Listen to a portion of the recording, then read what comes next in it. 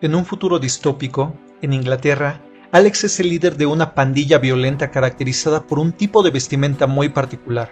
Los muy peculiares gustos de Alex son el sexo, la ultraviolencia y escuchar música de Ludwig van Beethoven. Una noche, después de beber leche plus, de golpear a un indigente, de pelear contra una banda rival y de robar un automóvil, irrumpen en la casa de un escritor, quien vive apaciblemente con su esposa. Ahí, Alex y su banda violarán a la mujer y torturarán al escritor. Más adelante, en una escena similar, la banda intenta robar y violar a una mujer en su casa, pero el arribo de la policía los interrumpe, siendo Alex el único arrestado. Ya en la cárcel, y 2 años después, se le ofrece a Alex la oportunidad de obtener la libertad condicional si se somete como voluntario al tratamiento Ludovico. Alex acepta, para experimentar en carne propia los efectos de esa terapia aversiva, en la que terminará asociando la violencia con estados críticos de malestar y, sin quererlo, dichos estados de aversión y repulsión también quedarán asociados con una pieza musical en particular, la Novena Sinfonía de Beethoven. Dirigida por el mítico Stanley Kubrick y estrenada en 1971, La Naranja Mecánica es una de las joyas clásicas de la ciencia ficción y todo un referente para la cultura popular.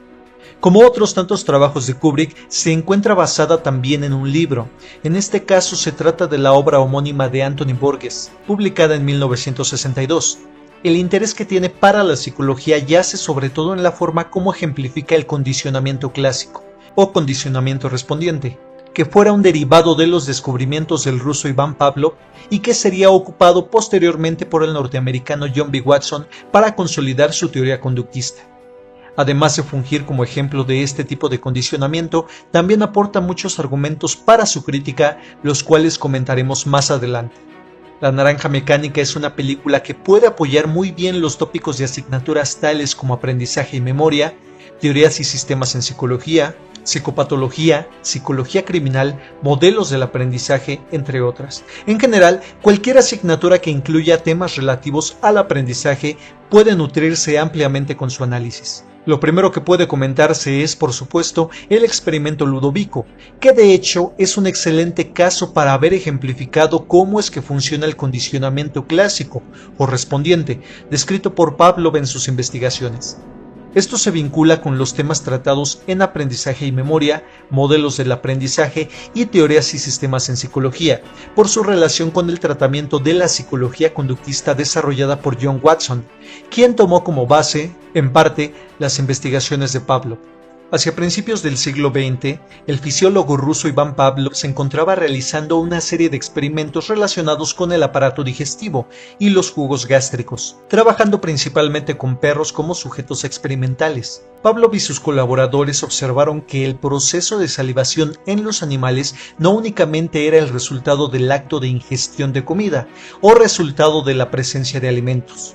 Se dieron cuenta de que la salivación también podía darse como resultado de que algún tipo de estímulo que fuese asociado con la comida o que predijera su aparición. En términos más experimentales, la situación elaborada por Pavlov y sus asistentes fue hacer sonar un metrónomo antes de que se le sirviera comida al sujeto experimental, un perro en este caso. Tal como se había observado, todo el conjunto de experimentos realizados dieron por resultado las bases de lo que hoy conocemos como condicionamiento clásico o respondiente, que es un tipo de condicionamiento en donde el sujeto no juega un papel activo, sino meramente pasivo y respondiente, ante una asociación entre estímulos que dan por resultado una respuesta o cadena de respuestas. El paradigma más conocido derivado de los experimentos de Pavlov es aquel que involucra a 2 tipos de estímulos iniciales, el estímulo incondicionado y el estímulo neutro, y un tipo de respuesta inicial, que es la respuesta incondicional. A grandes rasgos, para entender qué es lo que sucedió en el experimento Ludovico, ya en el filme de La Naranja Mecánica, es posible explicar el siguiente experimento. Antes del condicionamiento o antes del aprendizaje por condicionamiento hay 2 tipos de estímulos, uno incondicionado, como la comida. Le llamamos incondicionado porque, dada su naturaleza, puede provocar un tipo de respuesta, también incondicionada, sin la necesidad de un aprendizaje previo. Para que ese estímulo provoque esa respuesta, no es necesario que exista un aprendizaje previo. El mecanismo fisiológico sucede por mero instinto. Así, la comida, que es el estímulo incondicionado, no necesita pasar por un proceso de aprendizaje para provocar la salivación en cierto organismo, como un perro.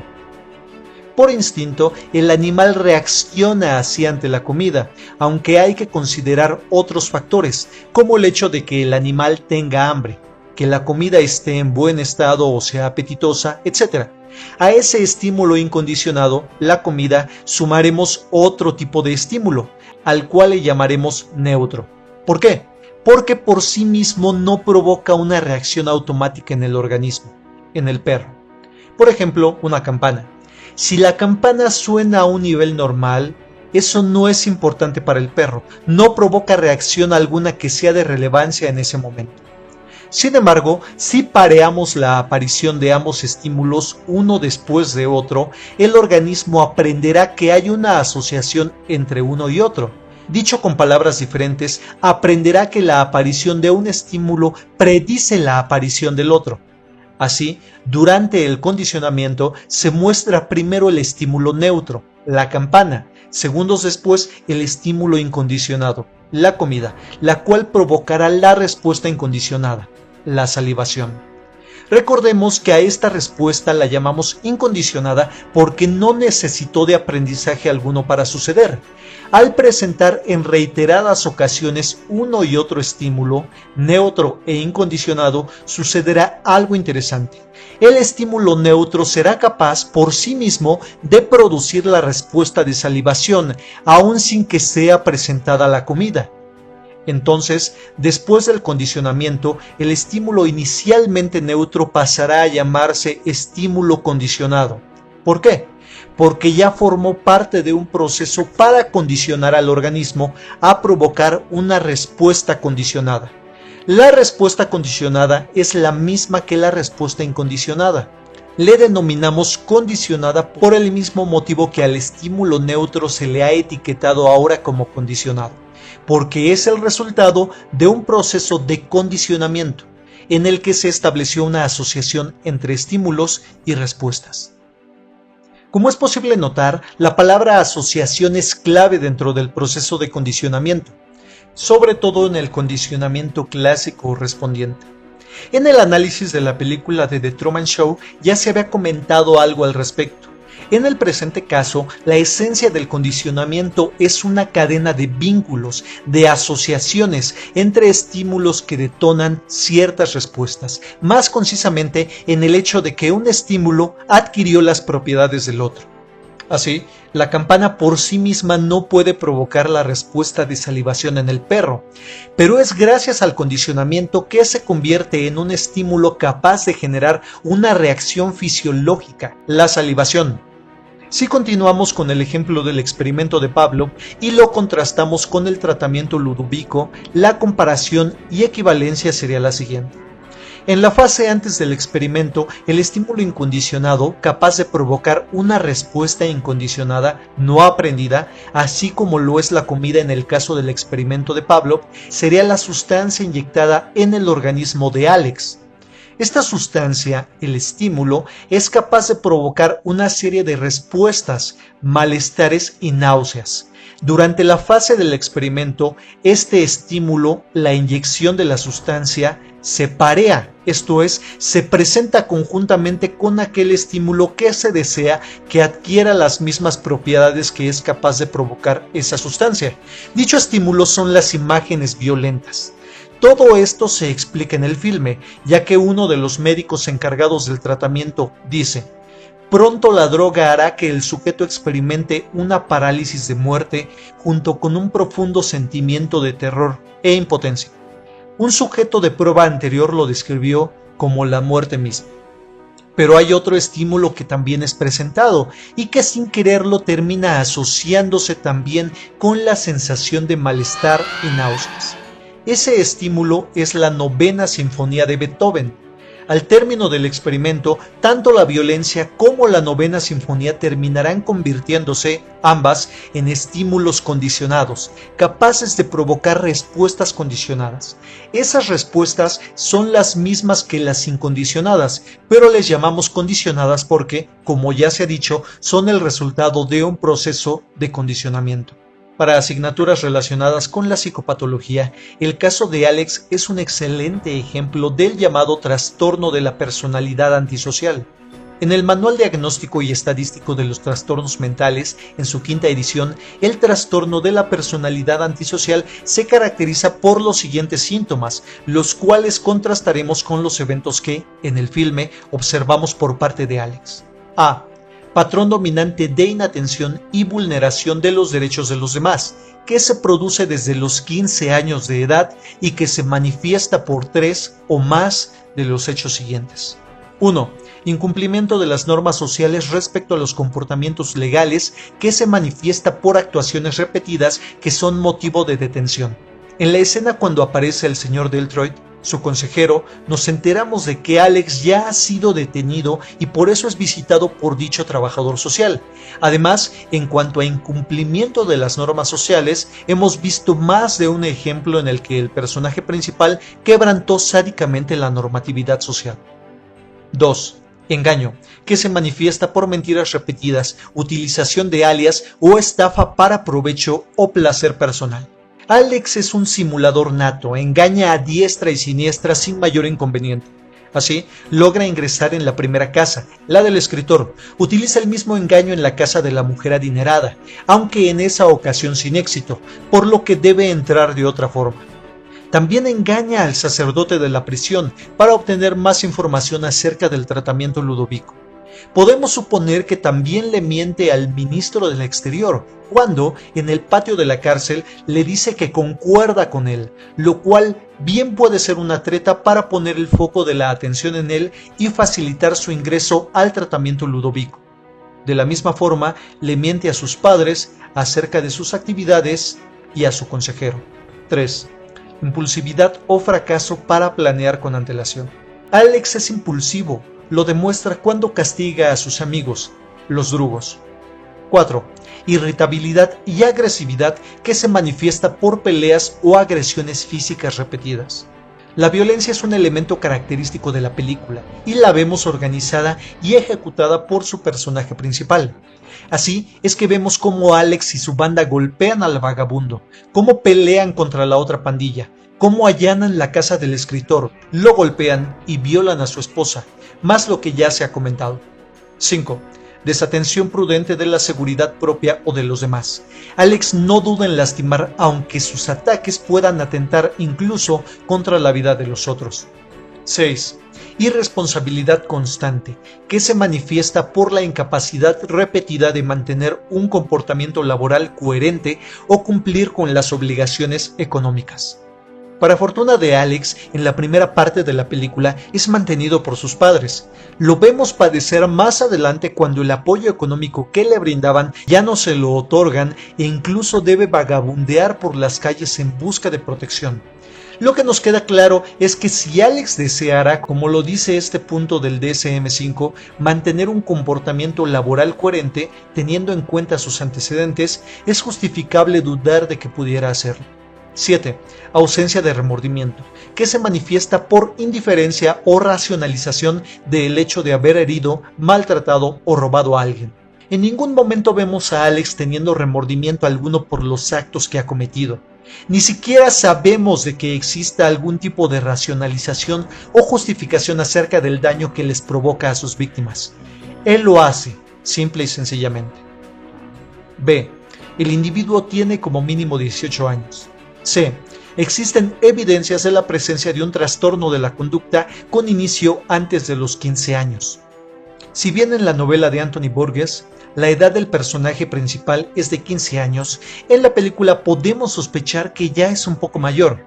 Como se comentaba en el primer punto, por lo que conocemos después de la visita del señor Deltoid, es que nos enteramos de que sus comportamientos antisociales se remontan a mucho tiempo atrás. El trastorno antisocial de la personalidad tiene una estrecha relación con otro trastorno, el cual aplica más bien para población infantil y adolescente. El trastorno de la conducta, que en el DSM-4 aparecía como trastorno disocial. Si hubiésemos ubicado a Alex en una edad anterior a los 15 años, lo cierto es que también hubiese encajado a la perfección en un diagnóstico de trastorno de la conducta. Es bien sabido que la educación brindada en casa define muchos de los comportamientos posteriores de aquellas personas que pueden ubicarse dentro de un diagnóstico de personalidad antisocial o de trastorno de conducta. En el caso de Alex, la actitud de los padres hacia la crianza de su hijo es más bien laxa y sin el interés por brindar esquemas de valores o de respeto hacia los derechos de las demás personas. Incluso pareciera que se sienten aliviados cuando Alex es encarcelado, ya que cuando él regresa, su lugar ya ha sido ocupado por otro sujeto. En psicología, una de las técnicas que se utilizan para conocer ciertas motivaciones, actitudes y percepciones de las personas es la psicometría. Por medio de los test psicológicos pueden hacerse inferencias acerca de este tipo de estados internos. Una de las grandes divisiones que clasifican los test psicométricos es su categorización en objetivos y subjetivos, estos últimos también llamados proyectivos. Los test proyectivos son situaciones estandarizadas que mueven al examinado a brindar una respuesta abierta, por medio de la cual nos revela ciertas cuestiones no observables a simple vista. En el filme, después de que Alex ha intentado suicidarse y se encuentra ya recuperándose, la doctora Taylor aparece para solicitarle que complete los diálogos que se muestran en las imágenes. Este es un ejemplo de test subjetivo o proyectivo, el cual funciona así como otro tipo de pruebas muy conocidas, como el test de apercepción temática o el test de Rorschach, con las respuestas que se supone son proyecciones de las motivaciones y pensamientos inconscientes de Alex. Los psiquiatras pueden hacer una interpretación que los lleve a descifrar justamente esos deseos y motivaciones ocultas. Por medio de las respuestas brindadas por Alex, nos damos cuenta de que él ha vuelto a ser el mismo.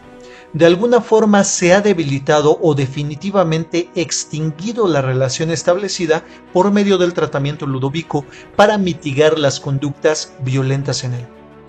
La relación del filme con asignaturas tales como fundamentos filosóficos y ética y psicología queda más que clara con las intervenciones del sacerdote de la prisión. Por medio de sus palabras entendemos los entredichos morales que subyacen al procedimiento al que Alex es sometido. Dice él, cuando vemos a Alex preguntarle por primera vez acerca del tratamiento Ludovico, que dicha técnica no necesariamente hace a la persona buena, ya que ser bueno viene desde dentro. Comenta también, después de la demostración de los resultados del tratamiento, que de hecho no hay elección moral en Alex, ya que, como había señalado el ministro del Interior, con el procedimiento se eliminan los reflejos criminales, lo cual no implica que Alex actúe por bondad intrínseca, sino solo por evitar el malestar y el castigo, ya que ahora ha sido condicionado, programado para ello. Para los otros miembros de la audiencia que también observan los resultados del tratamiento, no les interesan las elecciones morales, sino tan solo, pragmáticamente, la disminución del crimen. Uno de los argumentos claves de la psicología social en cuanto a las desviaciones y perturbaciones de los individuos es que el ambiente es clave para moldear ese tipo de comportamientos. Los entornos en los que se desarrolla la historia evidencian una sociedad en decadencia, lo cual explicaría muy en parte las conductas tanto de Alex como de sus amigos, los drugos, y otras pandillas como aquella con la que se enfrentan cerca del inicio de la película. El ambiente determina, así, muchas de las formas como terminan procediendo las personas, por mera adaptación.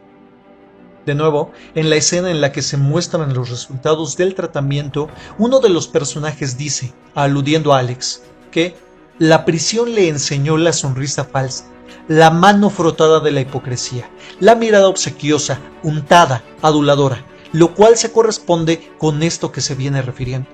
Si aplicáramos algunos de los conceptos brindados por el psicoanálisis al campo de la psicología social, lo cual no es algo fuera de lugar, tan solo hay que recordar que los últimos estudios de Freud fueron de naturaleza visiblemente social, Tótem y Tabú, Psicología de las masas y análisis del yo, el malestar en la cultura, si aplicáramos lo referente a la última de las tres instancias psíquicas, el ello, el yo y el superyo, veríamos que aquellas personas que se encuentran reunidas para presenciar los resultados del experimento al cual fue sometido Alex, veríamos que son representantes de lo que podríamos denominar el superyo de la sociedad, el sacerdote, el militar, los científicos, un ministro.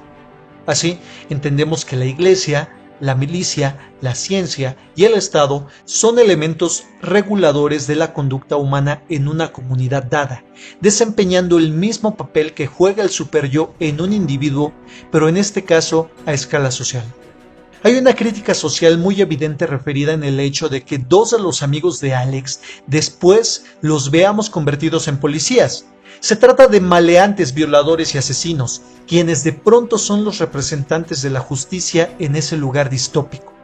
La explicación a esto la brinda el escritor, quien en una escena en la que se encuentra hablando por teléfono le oímos decir que así se fomenta el totalitarismo, reclutando sujetos rudos como policías, además de que el mismo Estado busca restar la voluntad individual, lo cual queda claro con los resultados del tratamiento Ludovico.